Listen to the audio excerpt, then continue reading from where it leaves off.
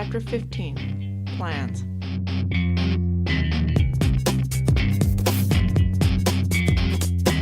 Taylor pulled back into Nathan's driveway and Ashley ran out.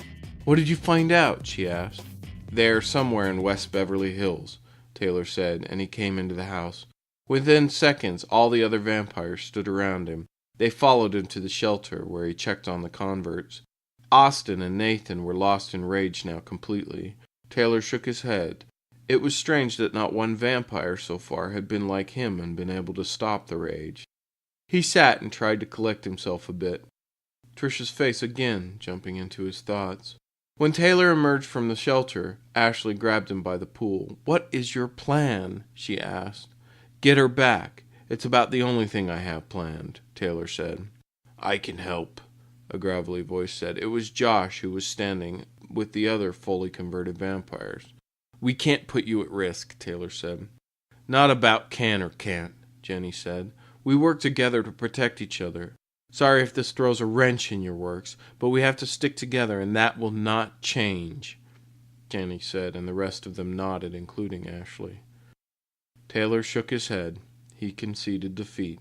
The last thing he wanted to do was bring the whole group into this, but if he were honest, he would have done the same for them.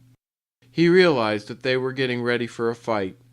"I cannot allow you to take away resources. I can do this on my own," Taylor said in one last attempt to keep them safe. "Cute. I don't think so," Ashley said, and she pulled him away from the others. "Taylor, first, we owe you any chance we have anyway. Second, I'm glad you and Tricia have found each other, but she's a part of us too, and we are not going to give up on her either," Ashley stated. Taylor looked as the tears streamed down his face. "If I would have just split, this would have never happened," Taylor said through the tears. "Please. Yes, it's true, she wouldn't have been taken. She would have been outright killed, like all of us. They took her to get to you. There is something different about you, Taylor. You're not like the others we have converted. Josh's power is nowhere near your level, and he is the most powerful one we've seen so far. I'm willing to bet that Theraint knew that too. I don't think your story is going to end in California. So if they did take her to get to you, she is no good to them dead. But you are no good to her freaking out. We can beat the Nightshade and we can get Tricia back, but only if we work together. So quit with the lone wolf shit," Ashley said. Taylor stood up and wiped away the tears. "Okay, so what do we gotta do?" Taylor asked. Ashley wrapped her arm around his shoulder. "Figure out a way to save her," she said, and walked back over to the group. Taylor and the rest of them started to throw around ideas. They wound up deciding that Taylor and Josh would scout out the location. They were on the highway going as fast as traffic would allow. "This is such a trip," Josh observed. "That is an understatement," Taylor replied. "Well, yeah, for you I can see this is wild, but for us it's completely different. I mean, you show up out of nowhere and shed a hell of a lot of light on the whole vampire thing. Just strange that no one has ever found out this stuff before," Josh replied. He changed lanes, thinking it was moving faster. Of course, the lane slowed down to a crawl a moment later. Josh swore under his breath. "I don't know why. I'm finding out I don't know a whole lot. I wish there was a way to get a hold of Theraint," Taylor replied. "From your story, it sounds like he's testing you. Well, maybe not testing you, but letting you figure it out on your own," Josh replied. "Well, I could definitely use his advice right now," Taylor said, looking out the window. "Shit, I just wish I could get past this damn traffic." They finally pulled off the freeway about a half an hour later. Josh knew the area well. Soon they had located the mansion. They were parked more than a block away. They snuck up to the lavish home. They got the general layout. It was heavily guarded. They did their best to assess the grounds undetected, and a few times they had to stop and keep still. Once they both thought they were caught. After a few harrowing moments, they were safe.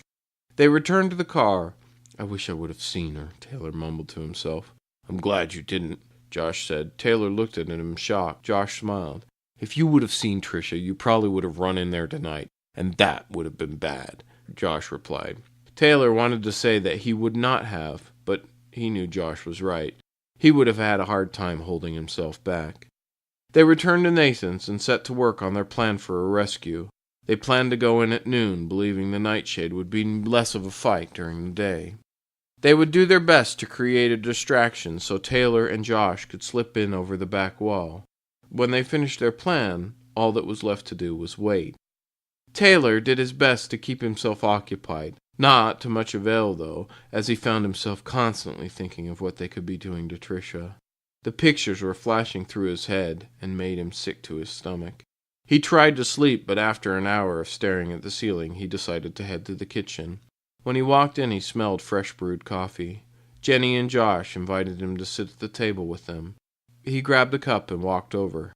"Can't sleep?" Jenny asked. "Yeah, kinda hard to relax right now," Taylor replied. "I get you. But we will get it done. The plan will work, and I know Tricia's okay," Josh replied. "I hope so," Taylor said, staring into his coffee cup. They talked about this and that for a while, Taylor's mind at least a little bit occupied, and not fully on Tricia, although, no matter the topic, she was always first on his mind.